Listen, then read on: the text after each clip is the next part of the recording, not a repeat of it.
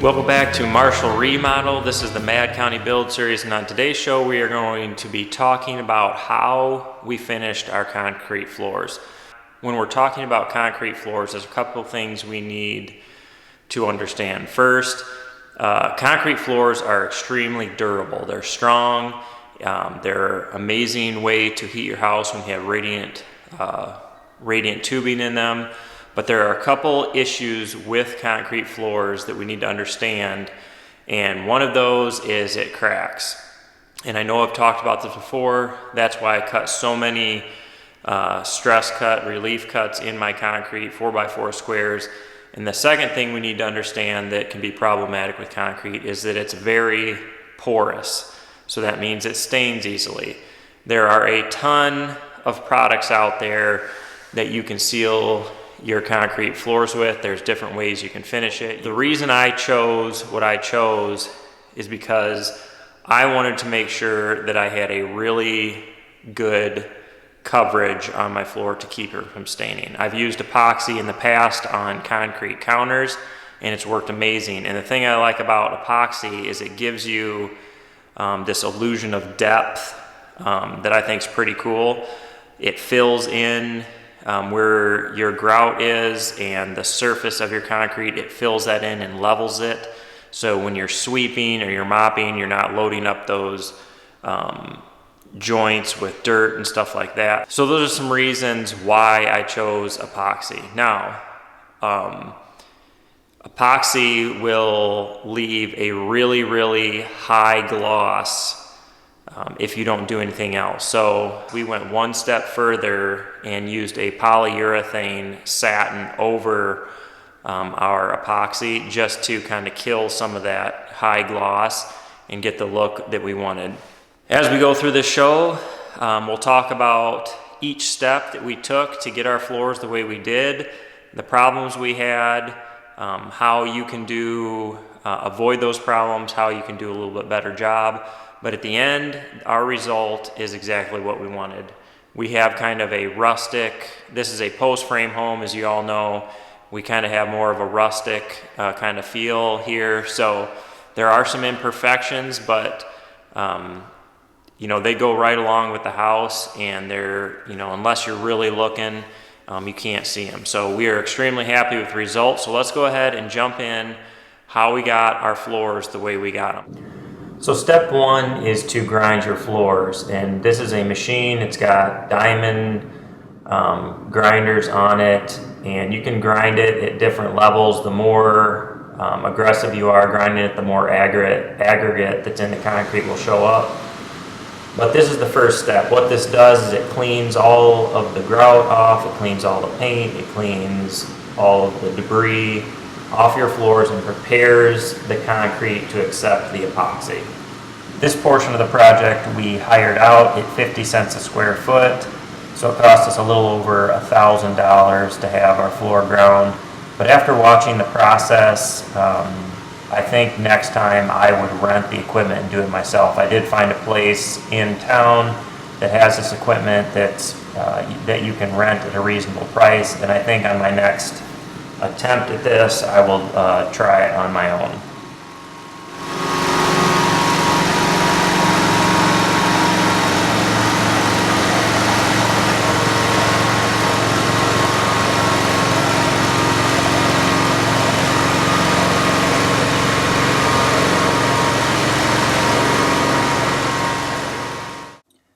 Step two was to clean. So we started out by vacuuming the entire house, and then we came back and mopped. Now, one thing you'll notice about mopping, when you mop the first time, it's going to leave streaks. So we ended up mopping 3 times, and you can see our concrete is really dry, and it sucks in that moisture really fast, and we had no problem with the floors being dry enough the following day to start our epoxy. But it is extremely, extremely important that you get your floors dust-free and debris-free. So after we got done mopping and vacuuming, we went ahead and cleaned the floor with an acetone.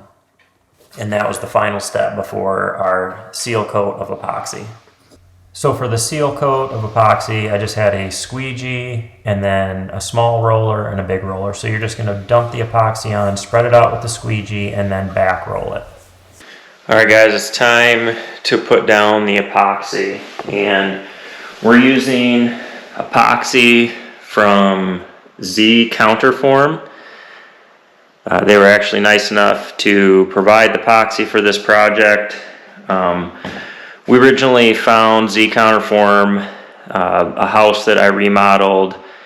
I made concrete countertops, and we used their epoxy forms and their epoxy to finish off the concrete, and it worked out awesome. So we're partnering with them on this project, and we're going to get going with our seal coat. So we got 2 clean buckets here, and then we got our first epoxy kit, which is a 3-gallon kit. We have 2 part A and 1 part B. That's just the ratio that you have to mix it with. So as we go through this, I'll show you how you mix it up and how we're going to apply it. We got all the floors clean, like Emily said, but now it's time to put our first coat on, and that's the seal coat. So we'll start out with part A, and then we'll add part B. We'll mix it in this bucket for a couple minutes, and then we will pour it into a second bucket and then mix it again. And that's just so anything that didn't get mixed, by pouring in another bucket, it's kind of getting moved around, and then we'll mix it again and then pour it out onto the floor, and we'll move it around with a squeegee and then back roll it.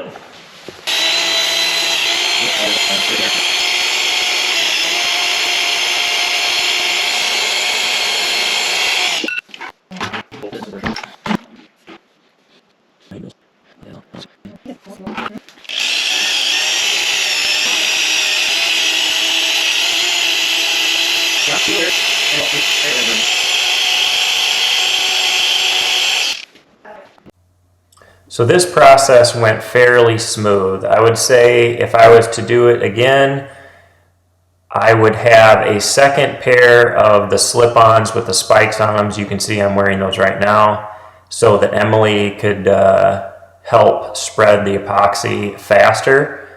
One thing I noticed is wherever I would stop and let it sit for any amount of time, it would soak into the concrete at a different rate, and it would be just a slight bit darker than where I would pour the new epoxy on. So just keep that in mind. It's nothing that is noticeable throughout the house, but you can see here in the master bedroom here where I went across the room, it took me a few minutes to get to that other part, and there is a light line across there. So just keep that in mind. It would be very helpful if you had 2 people, 2 squeegees, and if you're going to stop your pour, stop it in a doorway or something like that where it's less noticeable.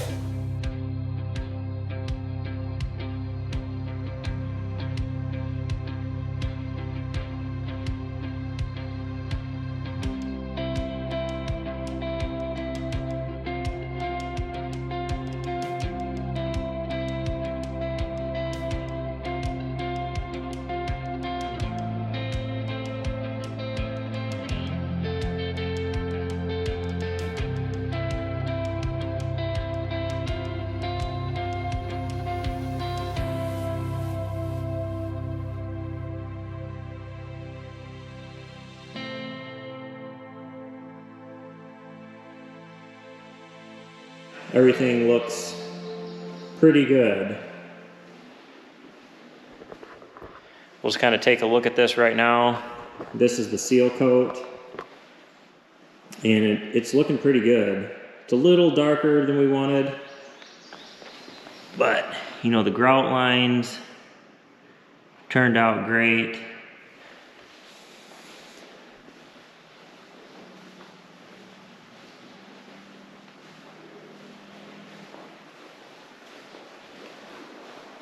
So a couple other things you're going to notice when you do your seal coat is you might see some streaking where the concrete, maybe it was more porous or the seal coat soaked in more.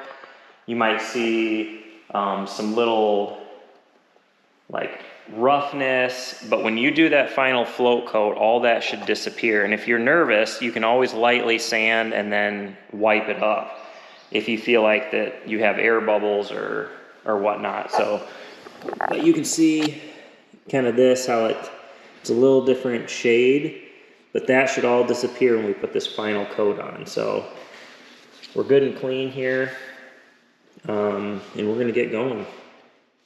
So your second coat is your float coat, and that gets put on thicker, about 10 mils. And you want to be in that window of about 16 to 24 hours after you finish your seal coat. That way it'll adhere properly. If you get outside of that window, you have to lightly sand, so it's an extra step.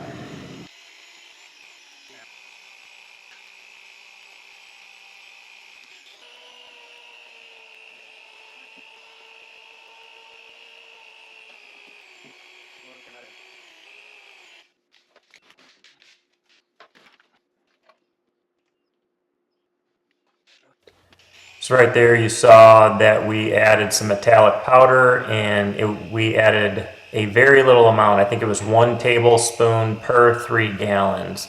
So it doesn't take a whole lot, and it just adds a little bit to your final coat.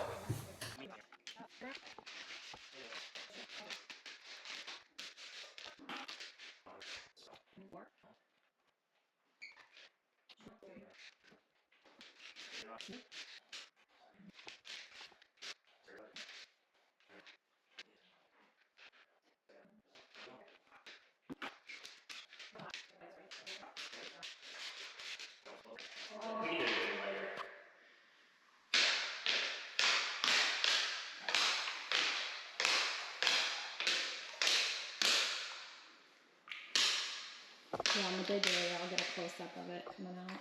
That'll look cool. So the final coat is going to be about 10 mils thick, and in my opinion, this is the easier part of the process.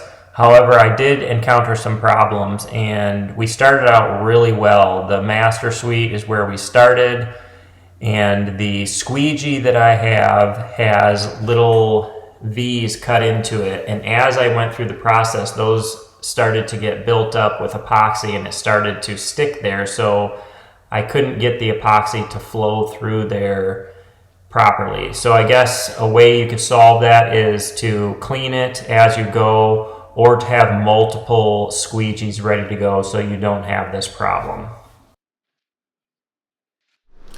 All right, so I just wanted to talk about this float coat a little bit more and the problems I had. This was not an epoxy issue. This was an application issue. This was my issue. The float, like I said, the grooves got built up with epoxy, and I couldn't get it to flow through thick enough so it would self-level.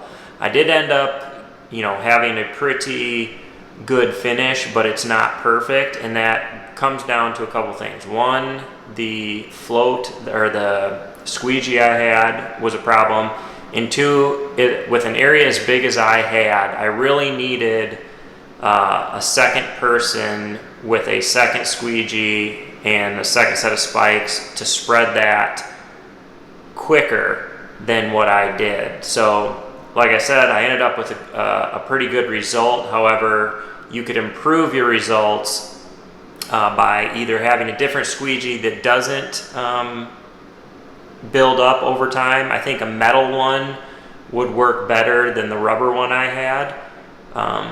But that's neither here nor there. This is the first time that I've done this big of an area, and that's the problem I encountered, so I wanted to share that with you. All right, guys, so we've got the seal coat done and the float coat done, and we have one final step to this process for how we want it finished. If you like the super shiny epoxy, you could just leave it at this stage, but what we want is a matte finish. So what we're going to do is we're now going to go over this with a buffer with a 60 grit sanding screen, and then we're going to put a matte polyurethane over the top of this epoxy, and that will take that high gloss away. This is what we're going to use here.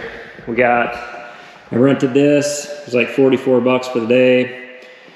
we got the pad, and then we got the 60 grit sanding screen. So we're just gonna go over the whole entire floor with this, and then we will clean it, and then we can roll on our matte polyurethane. So as far as the epoxy goes, we're done.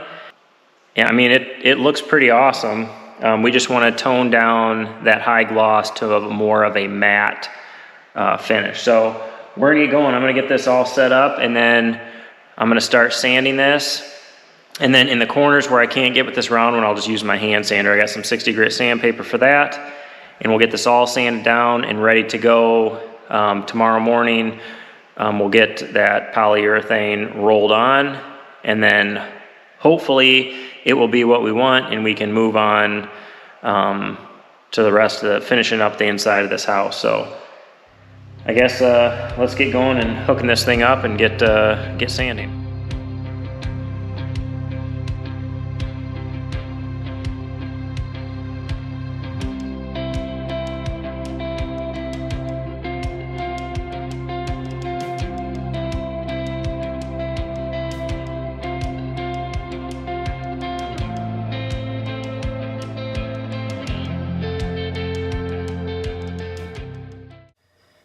So I went through the whole house sanding with this buffer and sanding screen, and then Emily followed me up with the shop vacuum. And once we got it all cleaned up, then we mopped again. I think we mopped 2 or 3 times, and then allowed it to dry overnight, and then we applied the polyurethane.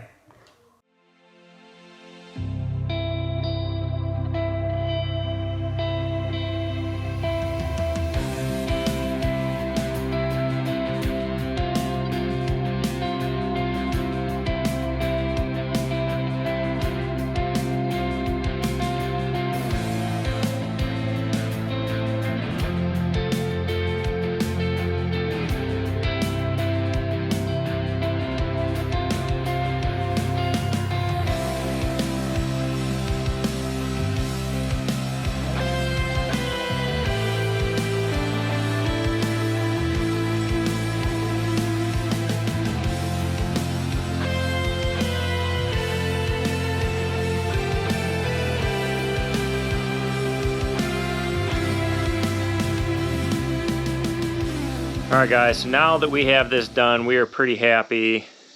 So some of you are going to ask, why would I put a polyurethane over the top of this epoxy? Well, I wanted the epoxy for the depth and the protection of that concrete surface. I like the way it looks. I like how it flushes up all the grout lines.